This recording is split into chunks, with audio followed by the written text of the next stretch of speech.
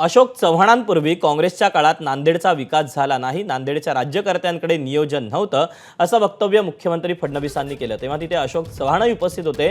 त्यांना हा स्वतःचा अपमान वाटला नाही का असा सवाल काँग्रेसचे प्रदेशाध्यक्ष हर्षवर्धन सकपाळ यांनी विचारला।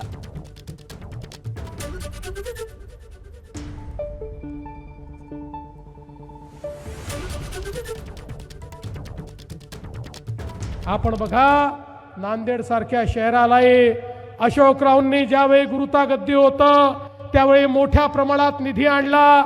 नांदेडमध्ये त्या काळामध्ये कामं झाली, पण त्याआधी किंवा त्यानंतर ज्या प्रमाणात सरकारने पैसा दिला पाहिजे तो पैसा कधी मिळाला नाही, कारण त्या प्रकारची भूमिकाच नव्हती।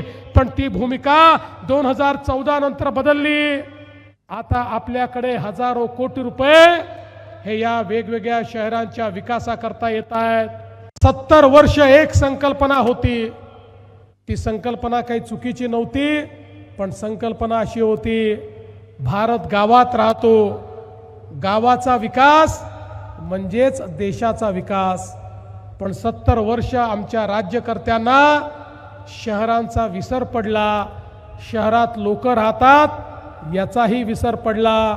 शिक्षण, आरोग्य, रोजगार याच्या संधी या शहरामध्ये होत्या, त्यामुळे गावातनं लोक शहरामध्ये यायला लागले, शहराचा विस्तार वाढायला लागला, पण नियोजन मात्र कुठेही नव्हतं।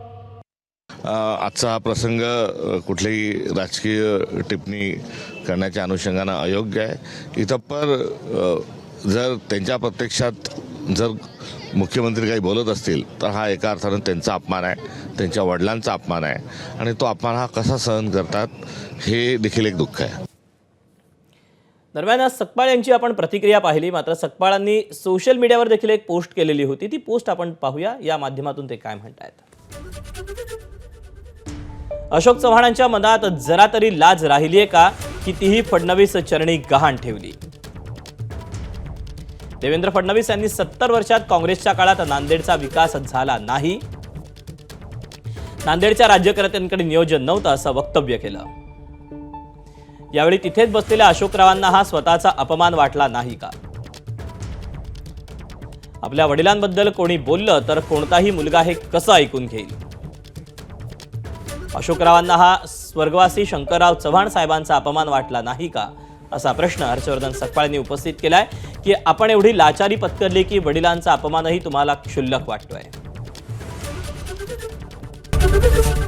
एबीपी माझा, उघडा डोळे बघा नीट।